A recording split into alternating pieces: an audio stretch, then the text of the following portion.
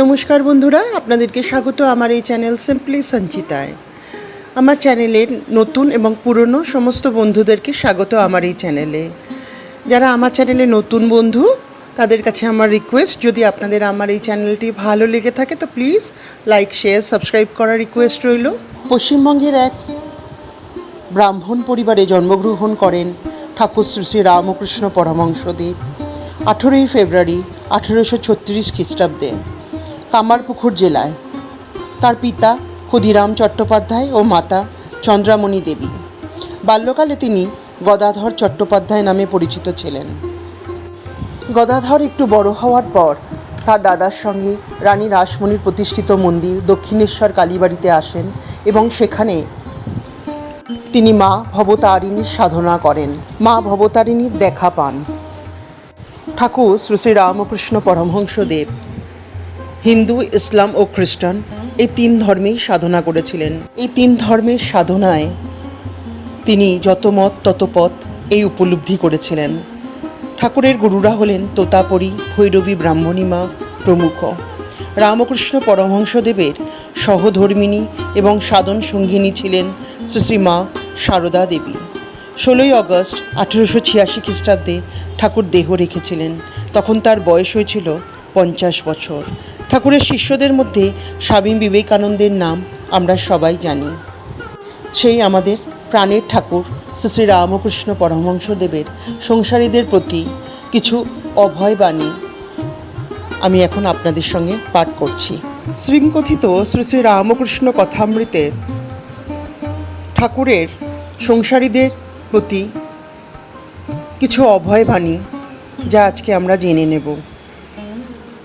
শ্রীমকথিত মাস্টারমশাই নামে খ্যাত মাস্টারমশাই মহেন্দ্র গুপ্ত তিনি শ্রী শ্রী রামকৃষ্ণ কথামৃত লিখেছেন। তিনি ঠাকুরের সঙ্গে সর্বদাই থাকতেন এবং ঠাকুর যা বলতেন তিনি সেটাই কথামৃতে লিখেছিলেন।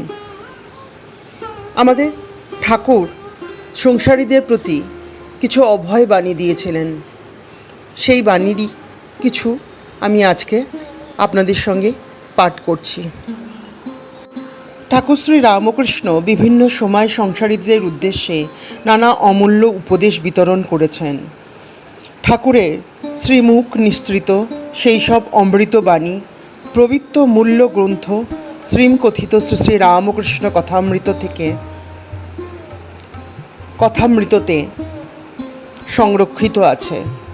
তার থেকেই সংসারীদের উদ্দেশ্যে ঠাকুর বলেছেন তার নিজ শ্রীমুখে, সত্য বলছি, তোমরা সংসার করছো, এতে দোষ নাই, তবে সংসারের দিকে মন রাখতে হবে, তা না হলে হবে না। এক হাতে কর্ম করো আর এক হাতে ঈশ্বরকে ধরে থাকো। কর্ম শেষ হলে দুই হাতে ঈশ্বরকে ধরবে। হ্যাঁ বন্ধুরা, ঠাকুর শ্রী শ্রী রামকৃষ্ণদেব আমাদের মতো সংসারীদের বলেছেন, খুব করে কর্ম করো, কর্ম করতে করতে ঈশ্বরকে ধরে থাকো। এক হাত দিয়ে কর্ম করবে আর এক হাত দিয়ে ঈশ্বরকে ধরে থাকবে। কর্ম শেষ হলে দু হাত দিয়ে ঈশ্বরকে ধরবে। ঈশ্বরই সব, আর সব অনিত্য।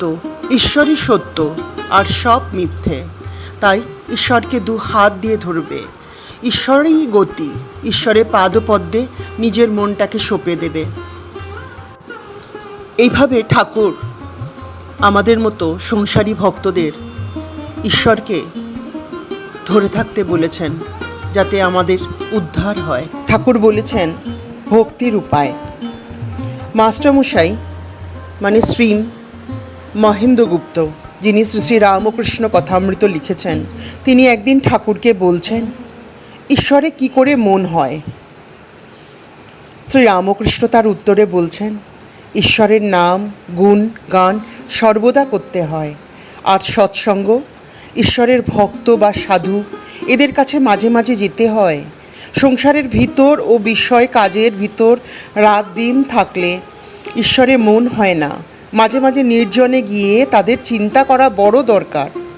প্রথম অবস্থায় মাঝে মাঝে নির্জন না হলে ঈশ্বরে মন রাখা বড়ই কঠিন। যখন চারা গাছ থাকে তখন তার চারিদিকে বেড়া দিয়ে রাখতে হয়। বেড়া না দিলে ছাগল গরুতে খেয়ে যায় সেই চারা গাছটিকে। তাই মন প্রাণ দিয়ে ঈশ্বরকে ডাকবে। মন প্রাণ এক করে ঈশ্বরের পাদপদ্মে নিজে মনটিকে দিয়ে ভগবানকে ডাকতে বলেছেন ঠাকুর শ্রী শ্রী রামকৃষ্ণ পরমহংসদেব। এইভাবে মন প্রাণ ঈশ্বরের চরণে সঁপে দিয়ে ভক্তি বিশ্বাস করলে ঈশ্বরকে, তাহলেই ঈশ্বরের চরণে মন সদা সর্বদা থাকে। এই কথা ঠাকুর শ্রী শ্রী রামকৃষ্ণ পরমহংসদেব সংসারীদের উদ্দেশ্যে বলছেন। তো বন্ধুরা, ঠাকুর শ্রী শ্রী রামকৃষ্ণ পরমহংসদেব সংসারে থেকেও আমাদের ঈশ্বর সাধনের সহজ রাস্তা দেখিয়েছেন, অসাধারণ রাস্তা দেখিয়েছেন আমাদের মতো সংসারী লোকেদের। ঠাকুরের চরণে শত কোটি কোটি প্রণাম জানিয়ে আজকের এপিসোড এখানেই শেষ করছি। আপনাদের যদি আমার এই চ্যানেলটি ভালো লেগে থাকে তো প্লিজ লাইক, শেয়ার, সাবস্ক্রাইব করার রিকোয়েস্ট রইল। নমস্কার।